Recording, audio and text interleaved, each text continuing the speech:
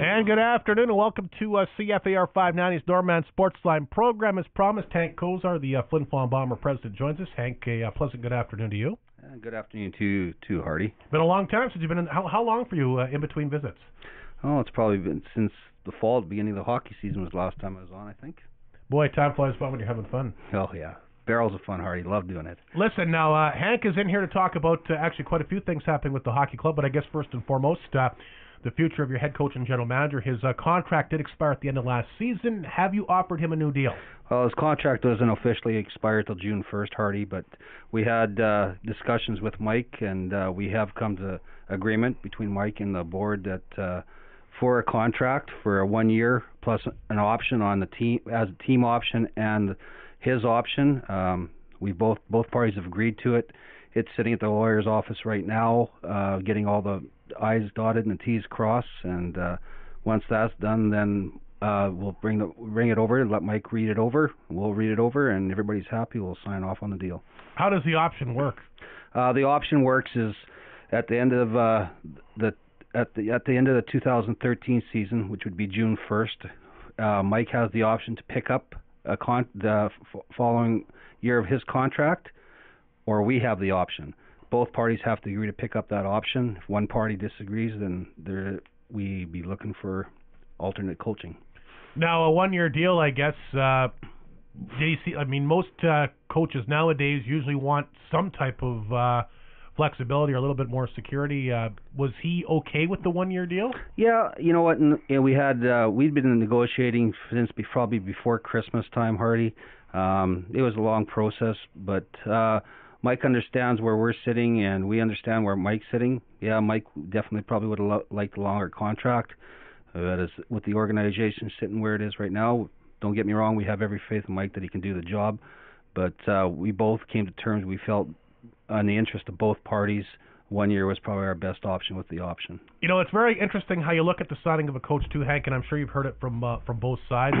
You're going to have a contingent out there that's going to say, why didn't you wait for the new board to get in place?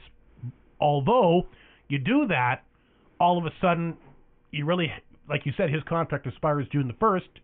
His contract's in limbo. All of a sudden, that could really hurt the recruiting process. So I'm assuming that's probably why you wanted to get this done as soon as you could, because no offense to the new board, but timing is a big deal here. Timing is very important on this, Rob. Like you say, right now is prime recruiting season. We can't sign any kids till the cards come out after the SJHL AGM.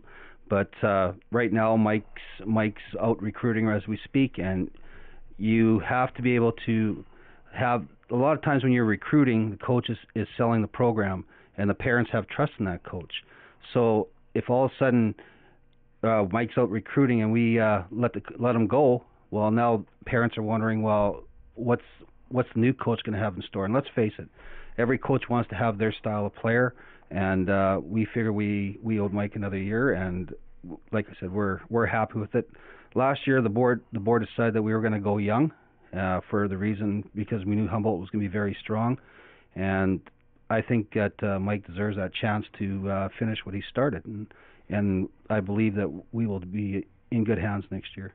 In a pretty good position, too, Hank, not to put words in your mouth, but, I mean, you pretty much retain all your scoring next season. I mean, with the exception of Misrick, who moves on, pretty much all your scoring is back. Yeah, we lose Jay Young and Jesse Misrick and stuff. You know, there's a couple holes to fill, but, you know, we have a good base coming back. We have Riley Storzik coming back, Cam Blair, Dylan McCombie, and we've got, hopefully, we've got a line on some good young players coming in, I think, can fill in the roles, too. So I'm very confident we'll have a very well-balanced team next year, and we've seen the proof in the pudding at the beginning of the year this year. You know, Hardy, we had a young team to start with. We played fantastically at the beginning of the year, I think above our expectations.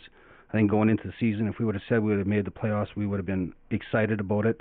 And then I think we came back down to earth, and I think when we got off to such a good start that the expectations was so high from everybody, and don't get me wrong, my expectations were getting excited and high too, but we came back down to earth, and we ended up, I think, where our team should have ended up. Absolutely, and Mike did mention right here in this very room actually that it was going to be a rebuilding season. Hank Kozar, the Flin Flon Bomber president, with us as he's announced that Mike Reagan will be retained for one more year. It looks like like he said, just some formalities to go at the lawyer's office, and that contract will be complete for 1 year plus an option. We're going to take a break. We're going to come back with some other news. The season ticket blitz is about to begin, not to mention the AGM and some other things happening with the hockey club. The Norman Sportsline program will continue momentarily.